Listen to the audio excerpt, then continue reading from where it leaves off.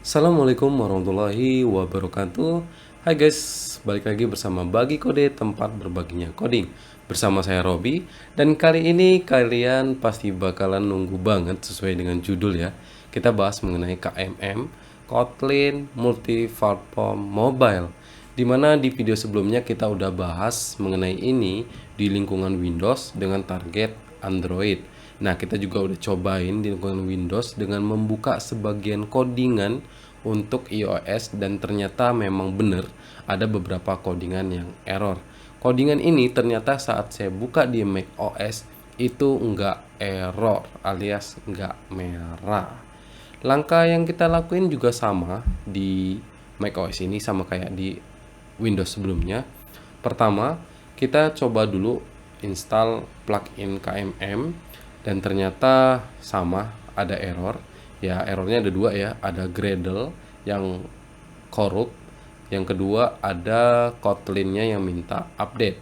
Nah, setelah kalian melakukan update Kotlin, ternyata Kotlin Multi-Platform Mobile library ini bakalan ke disable secara otomatis.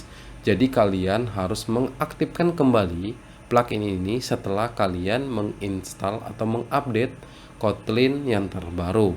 Selanjutnya kalian bisa terusin aja kayak buat project seperti biasanya.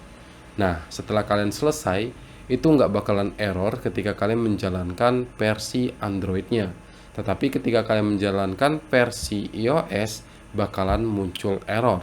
Pertama, kalian butuh yang namanya Xcode, karena tetap aja si Android Studio ini butuh library atau SDK dari si Xcode untuk menjalankan emulatornya.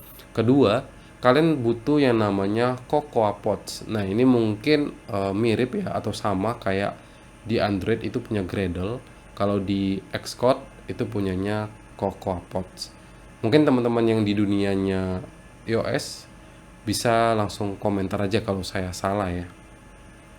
Selanjutnya, ketika kalian telah menjalankan project iOS ini dan ternyata ketemu error, problemnya bakalan selesai ketika kalian menginstal Cocoa Pods.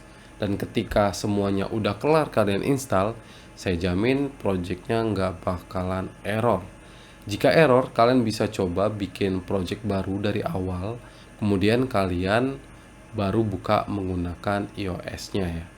Untuk IDE-nya tetap menggunakan Android Studio, bukan Xcode, cuman dia tetap butuh kalian menginstal Xcode karena SDK-nya itu nggak terpisah. Jadi harus disesuaikan juga versi macOS kalian sama Xcode yang terbaru, karena ya kalian tahu sendiri ya, macOS dengan Xcode itu kaitan eratnya sangat kayak gitu ya. Jadi kalau kalian misalnya ada updatean Xcode, untuk menginstal updatean ini biasanya kalian harus mengupdate macOS-nya juga. Itu sih.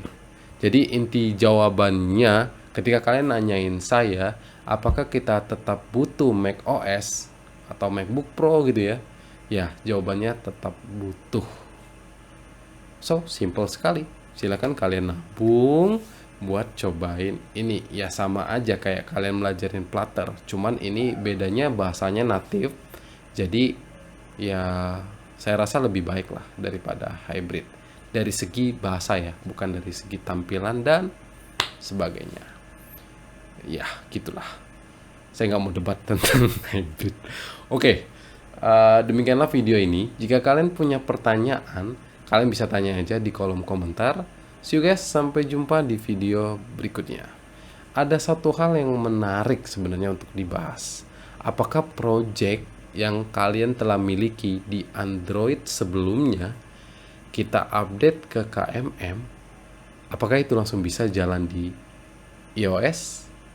Ya, ini adalah materi yang menarik. Mungkin bakalan kita bahas di video berikutnya. Karena ya saya harus mencoba dulu sebelum saya share. Oke, bye-bye.